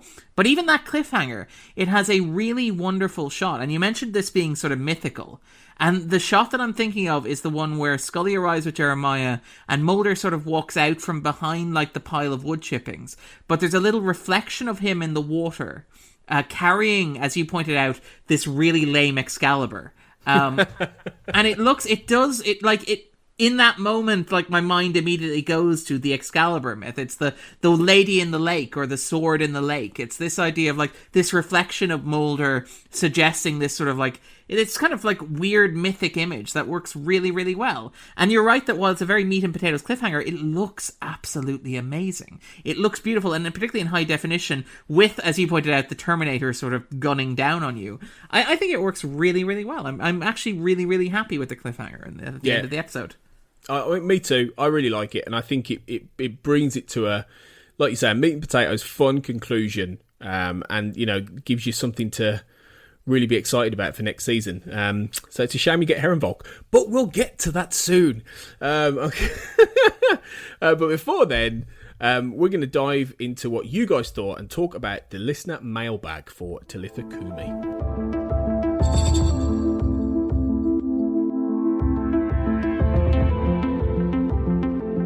So, yeah, we've got quite a few comments about this. We're going to go through, and I think what we'll do is we'll kind of blend some of these comments with what people thought of Season 3 as a whole, because I asked for everyone's, and we're going to do this in a little while, your top 3 and bottom 3 episodes of Season 3, given we're at the end of the season, and what you thought. So, some people have given me some of theirs. So let's start with Michael Little, who said, I think it's a decent finale of the season that gets bogged down in the colonisation pretentiousness. The cliffhanger is nothing, so he's not going to have agreed with what we've just said.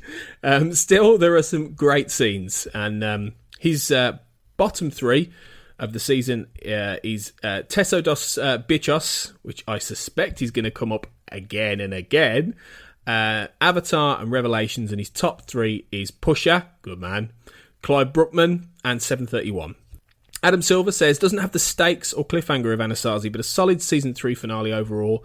Maybe not reaching the level season 3 deserved. Roy Thinnes is great as Jeremiah Smith. Memorable scenes include Smoking Man with Mulder's mum and Jeremiah Smith, Mulder finding the stiletto, and Mulder and X getting into a fight over it. And I suppose we haven't really talked about the fight, have we? Because obviously this is the last time that Mulder and X ever see each other, which is, I guess in many ways, pretty bittersweet, as an ending for them. Yeah, Mulder gets to think for the rest of his life, I could have taken him. It is a weird scene. In many ways, like, that sequence feels like, again, we talked a lot about how Fox executives must have looked at this episode. One imagines that, like, the X scene with Mulder is one of the few actual action beats in the entire episodes. The few times in the episodes where something actually dynamically, like, happens, as opposed to, like, a really atmospheric shot of, like, characters, delving into their inner psyche, or talking in extended metaphors about, like, the brothers Kamenov. This is, like, the point at which you get, like, the action payoff, which makes it very strange, because it's like, again, you think of, like, the first season finale, which had, like, the alien, like, in the jar, and it also had, like, obviously Deep Throat getting shot. You think of the second season finale, which had, like, everything involving Mulder's paranoia breakdown, the murder of his father, the attempted murder of Krychek, the point at which Scully shoots him, all this high stakes action. And you think of the third season finale, and the third season finale doesn't really have that much action going on at all. I mean, the only gunfight in it is the one at the start in the teaser, and that's presented more as a horror than as something that's sort of visceral and meant to get the audience's blood pumping. So I've always found the fight very strange. The fight always feels like something that was sort of mandated, but it also, to be fair, feels very true to the character of X and Mulder, and feels like a very honest way for them to leave their relationship, I think. Yeah, I think so. And you can hear Stephen Williams, Mr. X himself, talking about this in the interview that Kurt North did with him, which is going to be out. It's out for patrons now, if you're a subscriber, but otherwise it's going to be out around the time of Herrenvolk. So he gets into a little bit of this and talks about it. Chris Humphreys says he absolutely loves the scene starting from X keeping a, air quotes, discreet distance to the goons, inconspicuously, but not so inconspicuously, closing in on Jeremiah Smith into him being incarcerated. Made even more dramatic by Snow's score. Moments like this and those magic ones that make you feel something much bigger than what's on screen is actually happening. I think, just to mention Mark Snow's score, I think that's really true. I think he does a great job in this. There's some really sort of haunting melodies and, quite percussive stuff in this as well alongside it, and you really get that sense of these grand, alien strange forces sort of pushing down on the action.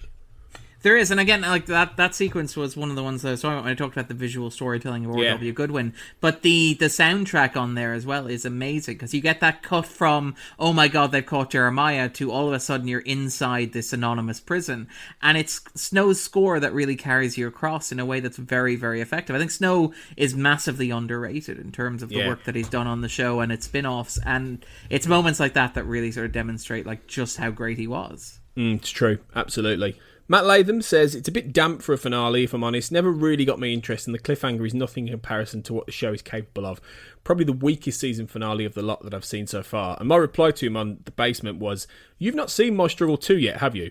At which point he said, My Struggle 1 nearly made me want to send the X-Files complete series DVD I ordered back for a refund. So I haven't yet mastered the strength to watch My Struggle 2. So, Latham, it'll be interesting to see what you think, when you get there. There's also the truth as well. Like, let's not sell My Struggle 2 short. My Struggle 2 is only 45 minutes long. Like, that's one of its virtues. That's very true. Yeah. Cathy Glinski says she thinks it's not the strongest finale, but it's still an interesting episode. I like Jeremiah and Smith and the idea that he represents a healer or saviour. I'm just not sure he was used enough in a compelling enough way. And she gives her top and bottom three. Her bottom three are Teso dos Bichos, shocker, The Walk, and Revelations. Revelations cropping up a bit as well.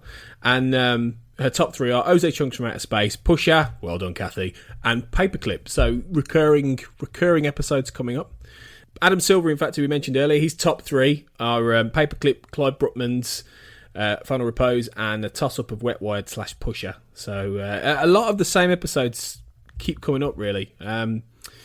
James Driver says, I love this episode, love the weird mix of the mundane and the grandiose, love the Brothers K stuff, the interrogation inquisitor scene in the prison, I love the bounty hunter reveal, and love Mulder finding the alien weapon in the lamp.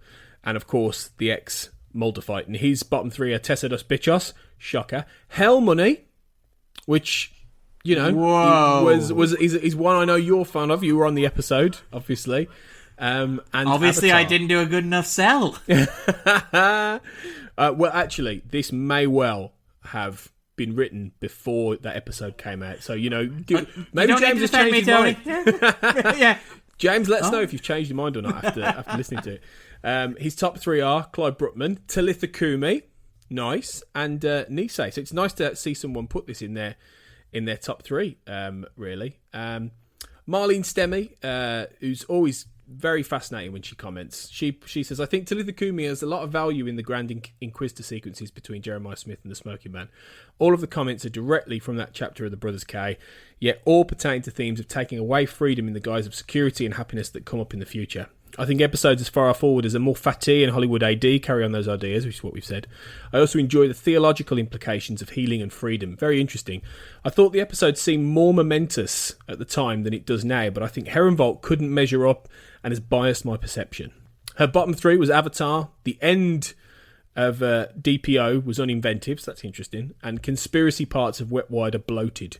But she says really not truly a bad one in the bunch, and she loves Clive Buckman's Final Repose, Paperclip, and Pusher. I think it's some interesting thoughts there. I think about the theological implications of everything in those conversations as well.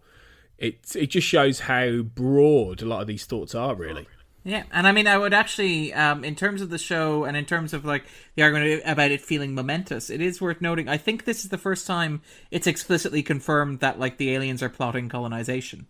That like the end objective here is like to replace mankind on Earth. Because I mean, when Colony and Endgame were mentioned back in the, you know, in the second season, there was a sense that like those people who were cloning were operating sort of rogue, almost apart from the conspiracy, as opposed to in some way like hoping to supplant humanity. And it's kind of interesting that I think that this is the point at which the mythology really clicks. And you could argue that like everything that you learn after this point is just incremental.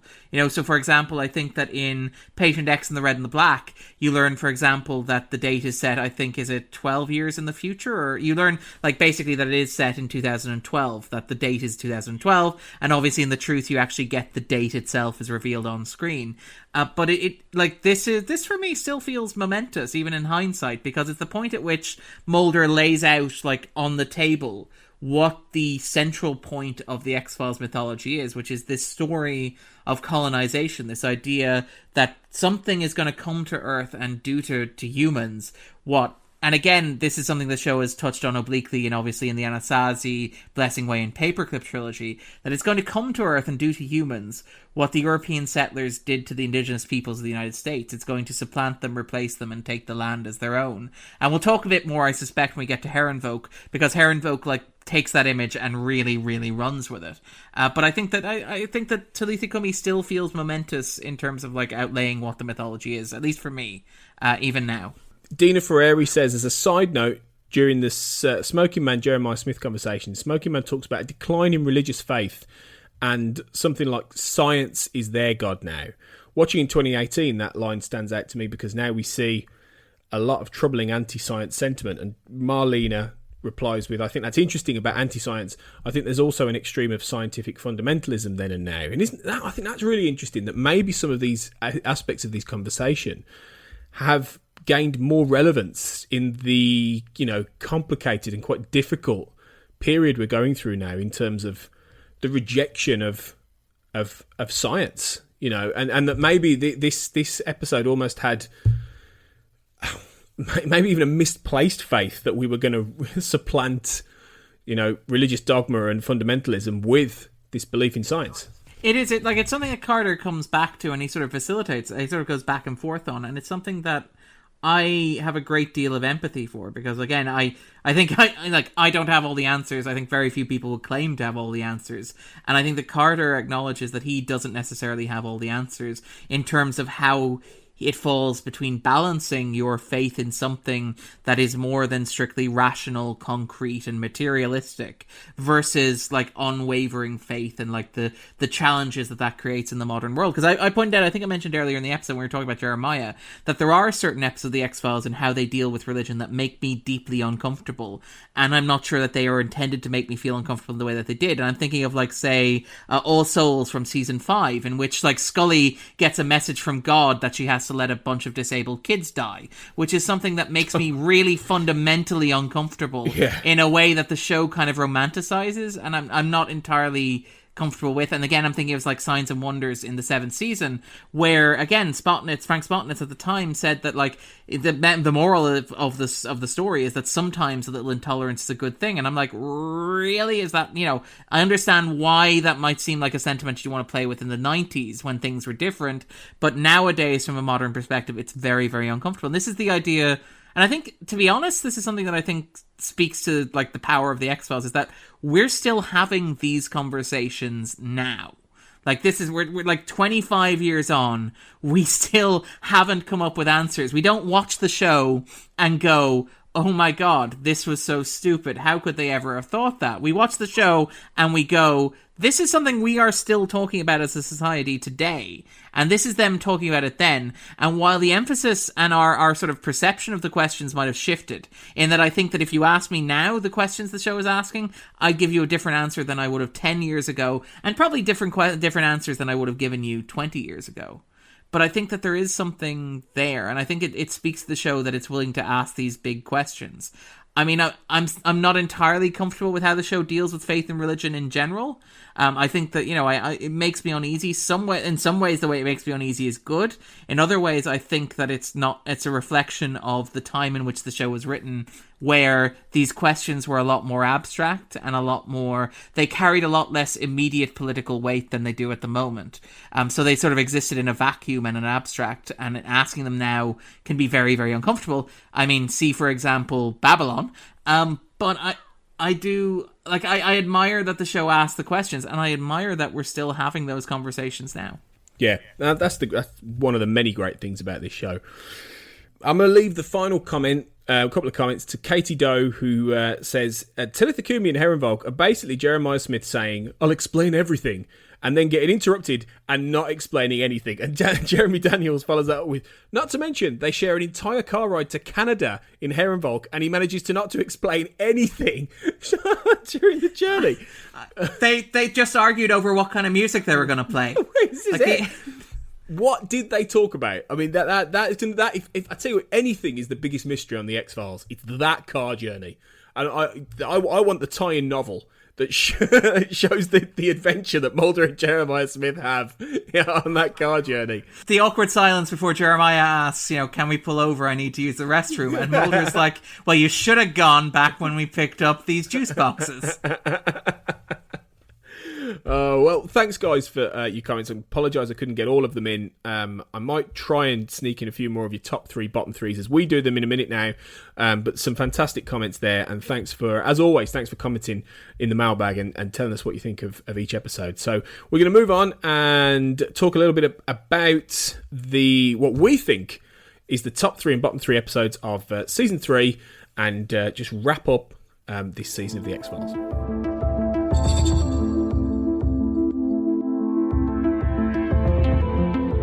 So what we'll do then, I think we'll go bottom first, then top, bottom, top, so we can finish on our what we think is the best episode of season 3. There's going to be no mystery as to what I'm going to put at number 1, but you know, we'll see when we get there. But so easy, Tony. Control your passion for the blessing way. I know you're very excited about it. Well, no, I've got to keep myself together. Okay, right. So let's start with you, Darren. What would you say your third bottom episode of the 3rd season is? Oh, okay. Oh, so you mean like this is not my worst, we're not starting with my least favourite, we're starting with my 3rd least favourite. Your third least favourite. This is a really mean question, because I would argue there are only 2 legitimately, unequivocally bad episodes in the 3rd season. So I feel like I'm lumping this very poor piece of television in there with it. And its main offence, the main problem with the episode I'm about to name, is not that it's bad, It's just that it feels a little bit exploitative and very generic and very straightforward, and it isn't exceptional in the way that other episodes of the third season are, because the third season is a fantastic season of television. So I feel very sorry. Apologies to John Shaban and Rob Bowman. The Walk would be my third least favourite episode of the season, and it's not a bad episode of television by any measure. Yeah, I can see that. I think I'm gonna say, for my least favourite third one, I think I'm probably gonna go for Teso dos Picos. Now, people might think that that's a bit weird, because surely that's your number one. That's the worst episode of the season. Now, I think that's probably true, actually. I think that's probably true. I think it probably is the worst one in terms of actual ability and quality. But there is something about that episode that is so stupid and so, like, bad that there is a perverse enjoyment out of things like Yahweh? You're drinking Yahweh? And things like that. And the cats, and Alfonso Bilac and his sweaty performance all the way through. Things like that. I'm just like, I just find myself, I don't watch it by choice, but if it happens to be on, like, I will find myself laughing at certain points. So from an entertainment factor, I think I can enjoy that more than a couple of other ones. But, like, in terms of quality, I think it probably is the worst. Worst one. I just feel sorry for the fans of the other two episodes you're going to mention, Tony. Yeah, I know. Sorry, guys. So, okay, well, actually, before we go on to our number twos, our number three top ones, let's have a bottom three from someone else. So Carl Sweeney, his bottom three is at number 3, The List, which he says isn't bad but wouldn't be bottom 3 in any other season because it's a good season. Revelations, which has interesting ideas but lackluster execution. And then Teso dos Picos at the beginning, which its reputation suggests it may be so bad it's good, but mostly I just find it soporific. So, yeah, which is probably what a lot of people think. What would you say your third best episode then of season 3 is, Darren? I'm going to cheat here because I don't want this to be a list where Darren just names Darren Morgan episodes. So I'm going to qualify this and say I'm going to pick episodes by 3 different writers in order to make this a very fair list, because otherwise it would just be, everybody knows what it would be. So I'm also going to cheat here by counting this 2-parter as a single episode. So Nicene 731 would be my third pick. Okay. You can get away with that, I think. Why would you put that in there? It's my favourite mythology episode in the entire run of the show, I would argue. The only possible contender is Patient X and the Red and the Black from the 5th season. It's everything that I kind of would want from a mythology episode. It's got this blockbuster spectacle. It's got this level of paranoia and mistrust. It's got this really tight claustrophobic directions. The first part's directed by David Nutter and the second part's directed by Rob Bowman, which is one of those sort of great director combos. The first part is written by Chris Carter, Howard Gordon, and Frank Spotnitz, and the second part's written by Frank Spotnitz. Which is like this dream team of sort of writers where you have like Carter's big ideas, Gordon's sense of propulsive momentum. Gordon's the guy who would go on to write Homeland and 24 and also co-wrote F. Emasculata, so he can get a thing going. And also just Frank Spotnitz's sort of ability to bring like clarity to the mythology. I think that Spotnitz is one of the great writers for making the mythology easy to understand and relatively straightforward and very sort of accessible.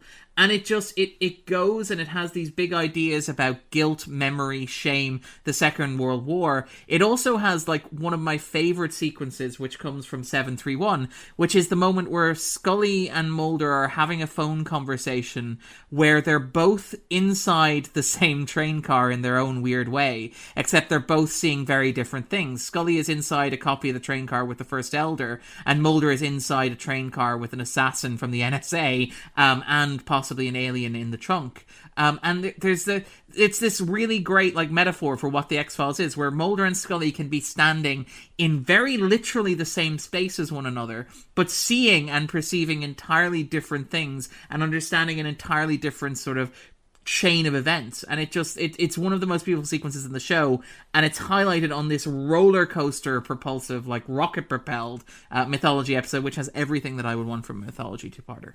I don't think you'd be on your own. I think quite a few people would put it in there as well.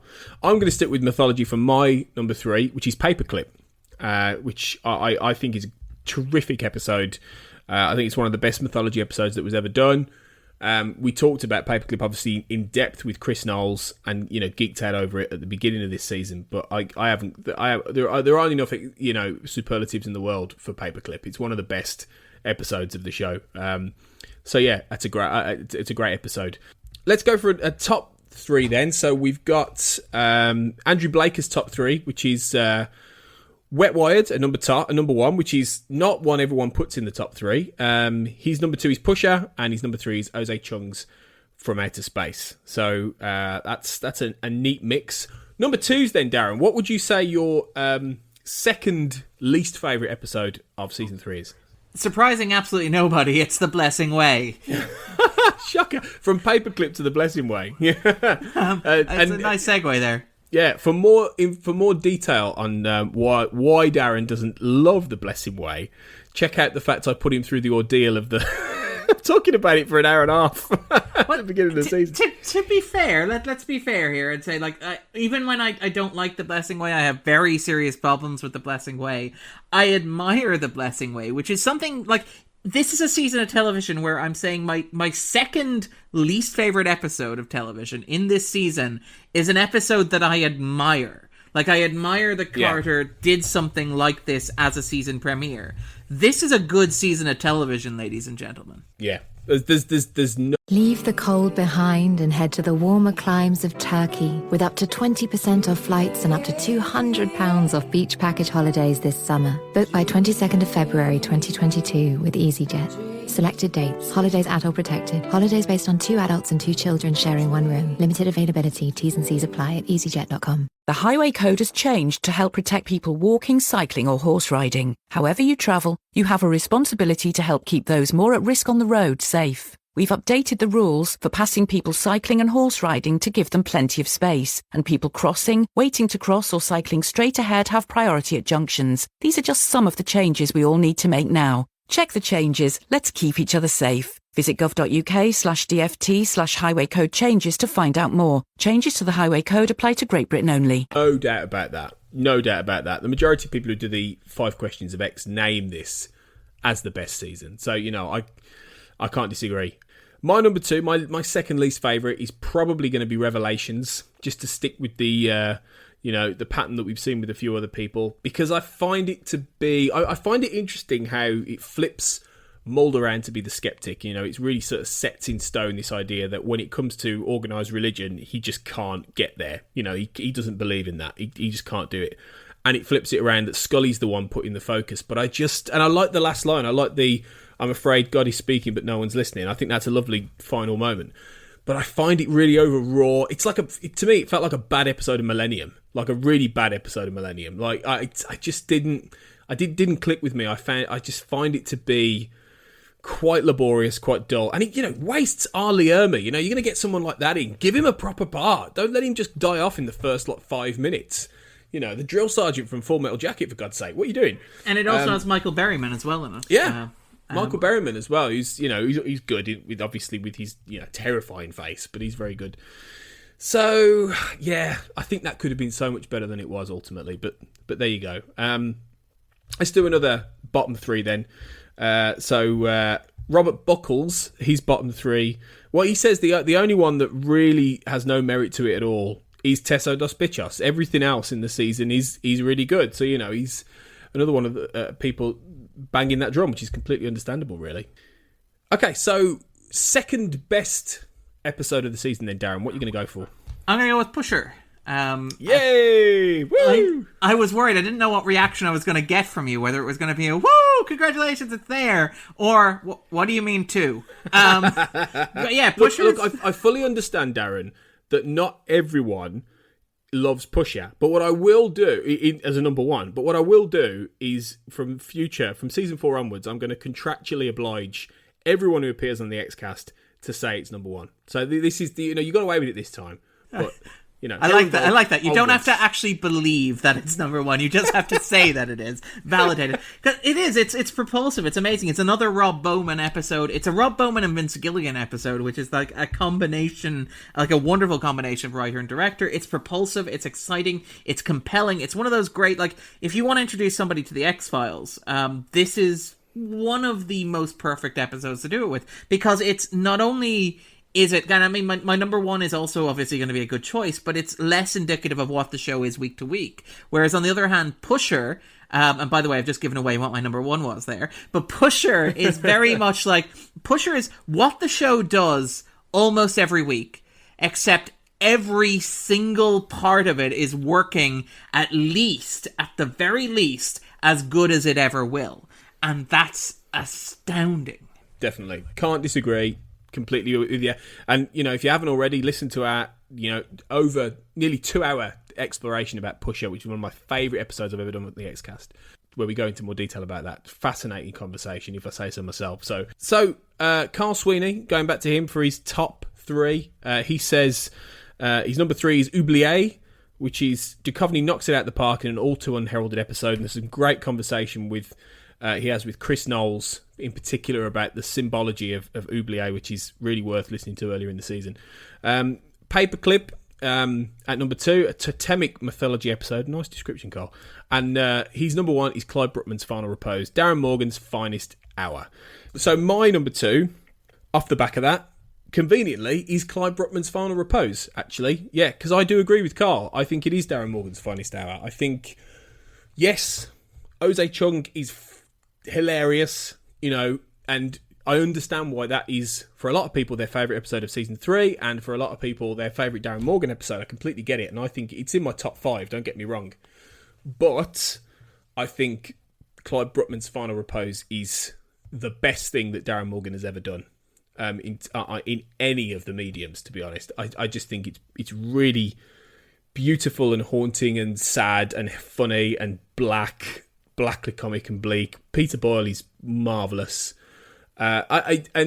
It's just some wonderfully mordant yet affecting writing, and I can't say enough about it. Really, it's a wonderful piece of TV.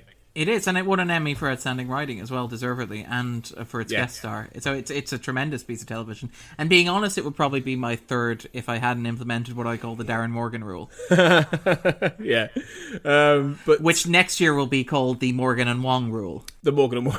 I like that. Yeah, that's a flash forward to Gethsemane there, guys. Yeah, let's go back to Robert Buckles, who his top 3 are Pusher.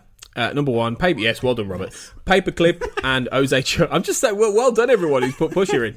You are You're a friend correct. of mine. Objectively correct. You got the right answer. Exactly. Tony said a question. You guys moved to the top of the class. Answered it correctly. Well done. And Ose Chung is his number 3. Okay, so Darren, what is the worst episode, in your opinion, of season 3? I mean, come on. I've had 2 shots and I haven't taken them at this particular episode. There's no way that it wasn't going to be Clyde Bruckman's Final Repose. No. It is Tesos dos Bichos. Tesos dos Bichos is not a good episode of television. And Tony, you should feel bad for the things that you said earlier this discussion. It's not good. It's boring is the thing. It's not only bad, I don't find it particularly interesting in the way that it's bad. It's just dull. It's lifeless. And I mean, you can tell that, and again, Kim Manners is trying to do it, and you can tell, reading the behind-the-scenes production history of the episode would almost make a better episode of The X-Files than it does, because, I mean, obviously the people are trying, except you're dealing with all these hurdles along the way. The fact that you can't get cats to act is one of them. The fact that Gillian Anderson, one of your 2 leads on the show, is allergic to cats in an episode about cats is also a big issue with the episode. And just the fact that it's dull, it's lifeless, it's generic, it's being honest, this probably wouldn't be, it might not even make my bottom 3 of the first or second seasons, if we're being entirely honest, but of the 3rd season, it's the obvious clunker of the bunch. Yeah, I mean, I can't disagree with any of that. You know what I mean? I think if there was one paltry defence of it, I would say that it's not as objectionably awful as Excelsis Day, from last season. Do you know what I mean? I mean, that one's borderline offensive. Well, it's not borderline, it is offensive. Whereas this one... a ghost rapist empowered by an immigrant from, was it the Asian orderly is how he's described in the episode?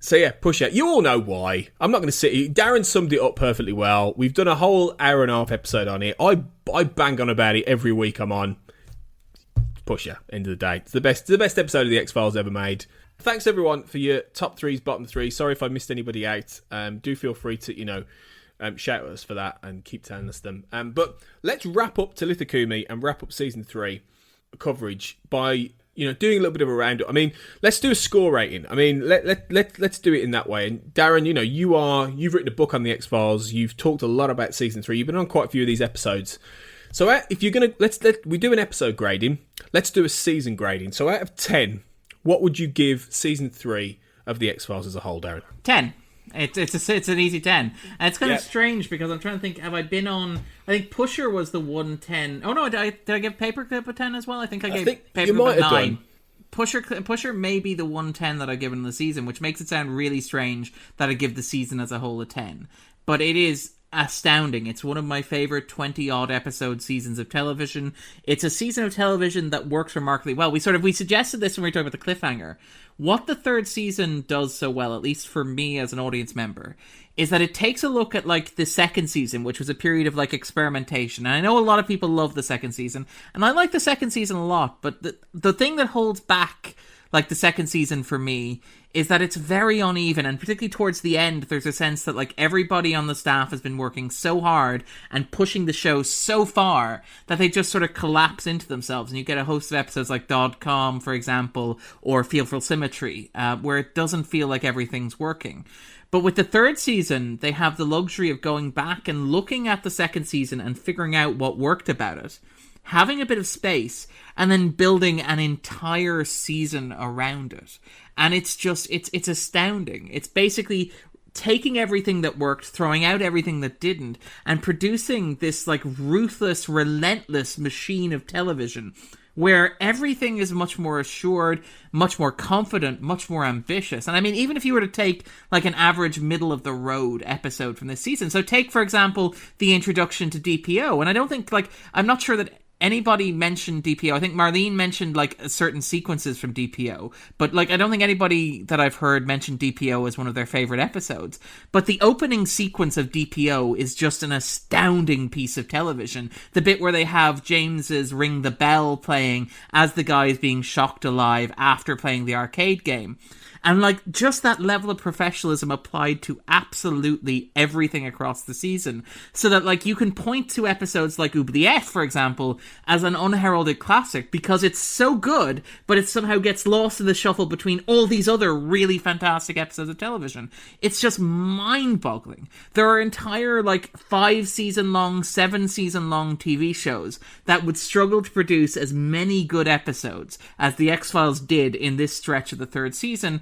And it's remarkably consistent, and it's remarkably confident, and there's a thematic through line, and this is one of the things about the third season, is that, I don't think Carter ever sat down with a whiteboard with his staff and said, look, this is what we're talking about this year, and, wrote, I don't know, Holocaust or World War II. But it does feel like when you're watching the third season, the writing staff had conversations about what they were all thinking about, and they sort of allowed those ideas to sort of permeate. And so you get this idea, this sort of and we talk a little bit in the third season about how there's a Chinese wall that exists between the mythology and the standalones. How, the mythology has become its own thing, sort of walled off from the regular Monster of the Week episodes. But even thematically, there's a huge overlap between, I'm thinking, for example, the conversation between, the hard-faced man and Scully in the massively underrated Hell Money, which obviously has parallels to the conversation between the cigarette-smoking man and Jeremiah Smith and Talitha Cumi about, freedom, choice, and how you govern people and how you control people by offering them hope.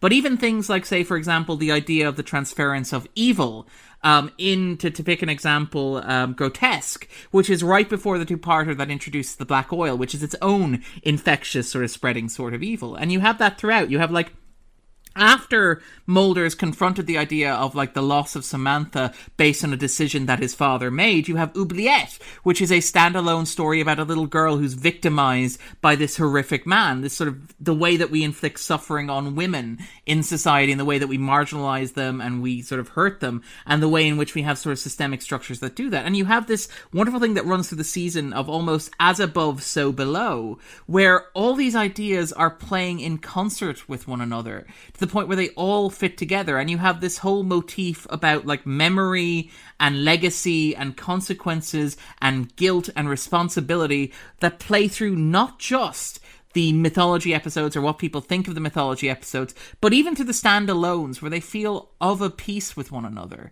in a way that I don't think the show ever quite manages again. There's a sense that the entire orchestra is playing the same tune, even when they're in theory playing different sections. It's absolutely breathtaking, and watching it from beginning to end is a fantastic experience, even if it's not serialized in the way that, say, season 8 is or modern television would be.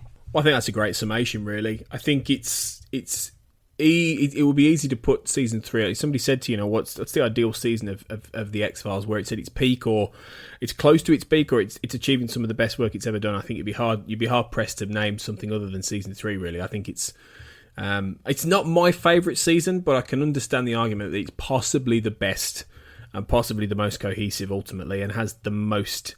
Like you say, that upswing of professionalism and just some outstanding episodes, and it will always be, because of Pusher, it will always be important to me as well as a season, and for many other episodes as well. So does that Pusher the whole season up? We had to end on a pun, didn't we? Had to be done.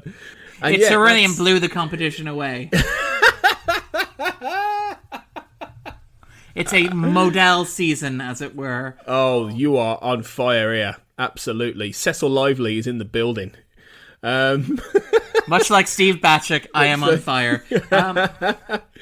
But yeah, it's been a great season to talk about, and hopefully you guys have enjoyed our breakdowns of season 3. And thanks to all the X-Files fans and podcasters who've been on our season 3 coverage of the show.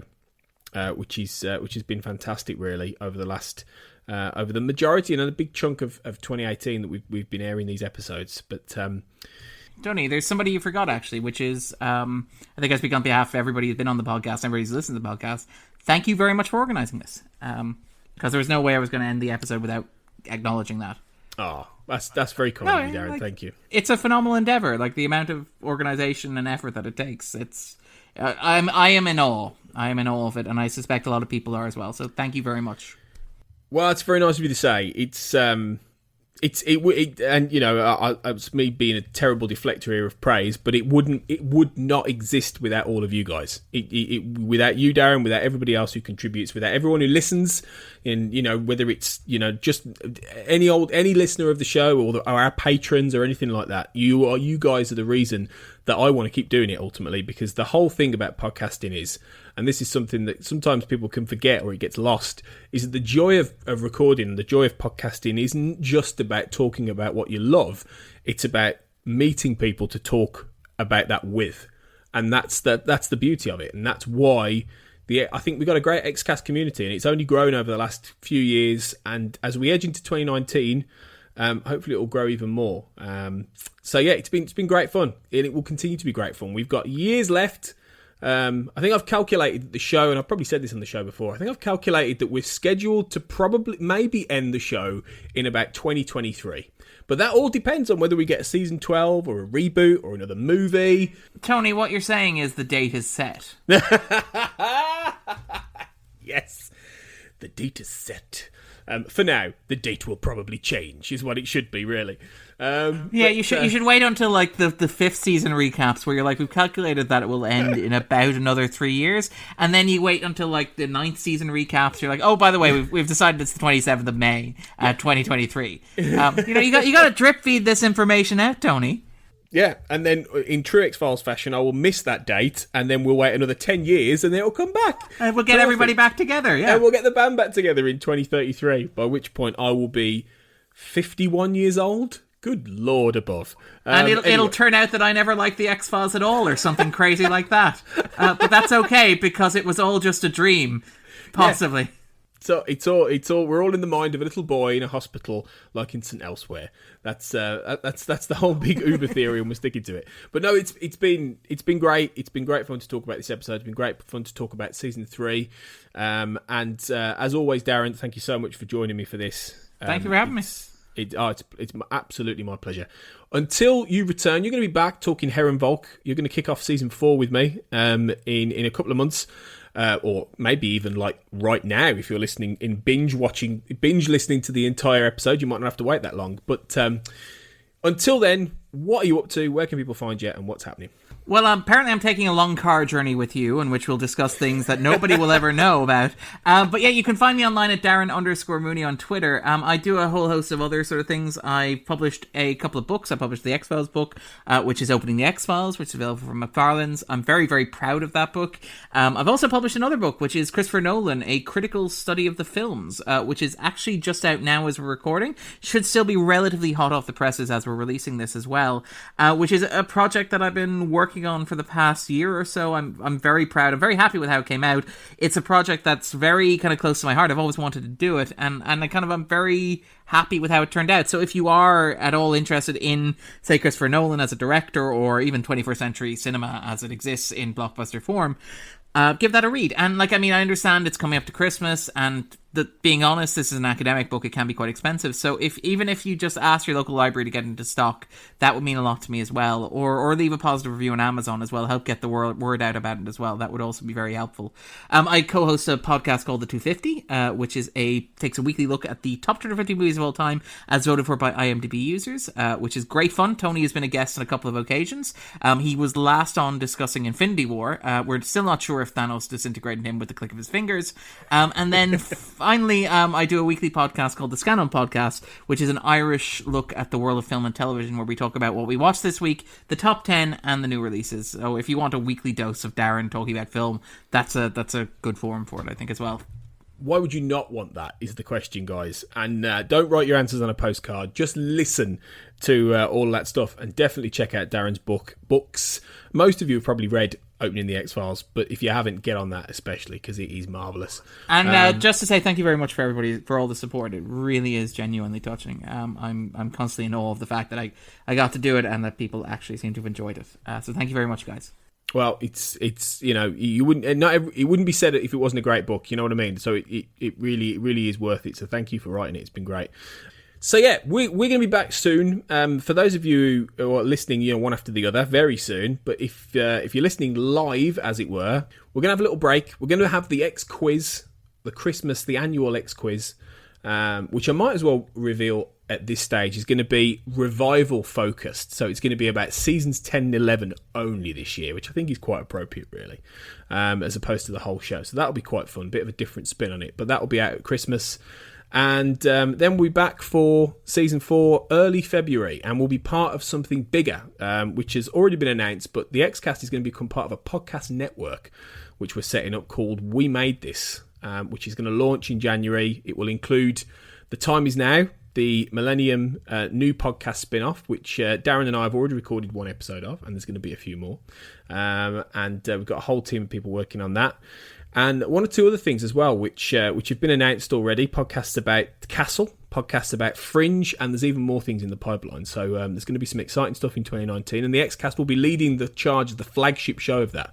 So that's going to be really fun. So keep an eye out for that going into next year. And if you're a patron of the show, which you can become at patreon.com/the Xcast, you get early access to a lot of this stuff, including interviews with Brendan Beiser, a.k.a. Agent Pendrell, poor Agent Pendrell, Chris Owens, a.k.a. The Young Smoking Man, and Jeffrey Spender. Lovely man. Lovely man. Really nice guy. They're all lovely, actually. They're all really nice. And Stephen Williams, of course, Mr. X, who is a dude. Such a funny guy. So yeah, and there'll be more to come. Hopefully, by the time you hear this, we will have had William B. Davis back on the show as well. So nice. Again, patrons will get it earlier than everybody else. So sign yourselves up, guys, and you can be there. But yeah, if not, until next year, we've done season 3. It's another season in the bag. It's really exciting. But yeah, thanks again, guys. It means the world that you listen, especially to all of us who put all this work in. So remember, until we see each other again, as always, trust no one. Especially Jeremiah Smith, because he's probably not going to tell you the truth. Tony, I can explain everything to you. Elsewhere on We Made This. Shipwrecked and Comatose, a Red Dwarf podcast. I think it's incredibly embarrassing that this sitcom was released 10 years after series 1 of Red Dwarf and looks significantly more shit. Yes. I mean, it's blatantly obvious from the off that they've got the ship set and they want to use it as much as possible. But you can also see the quote-unquote sky behind them has got material creases in it. And it's blatantly a sheet. Toss a Coin, a Witcher podcast. Awesome. And what it reminded me of, all right, I'm going to show you my age here for a second, is a combination of Game of Thrones and, if any of you guys remember back in the decades even, Hercules: The Legendary Journeys. Everybody remembers that. It reminded me of just Hercules just slaying monsters, fighting gods, and having this dork of a sidekick by his side at all times, who's also a good fighter, but who's also very goofy. Chucky Vision. I didn't find the original Mike particularly likeable, whereas this Mike really liked him. It really only comes into play like in the second half of the story. The first half, it's really not a factor that he is a policeman. Whereas in the first film, I don't think he even needed a name really. You could just call him detective. That was his role in the first film. I do feel like that's a fair cop. See what I did there? It's a pun! It's a pun, Dev! I couldn't resist, and I'm not sorry. Check out all of these shows and more on the We Made This podcast network.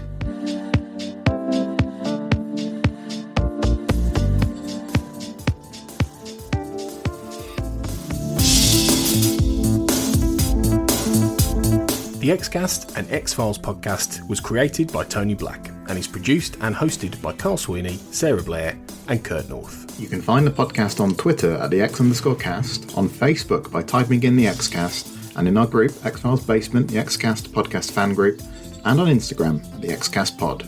Don't forget, you can support the show by becoming a member on Patreon. Our patrons get early access to episodes, behind-the-scenes chats with our hosts and a thriving community of X-Files, and other premium interviews and specials. To find out more and subscribe, you can go to patreon.com/thexcast. That's patreon.com/thexcast. We are also part of the We Made This podcast network, full of popular culture shows, including our Millennium series, The Time Is Now. You can find all of our shows at our website, wemadethispod.com, or via Twitter at wemadethispod. Thanks for listening and keep watching the skies.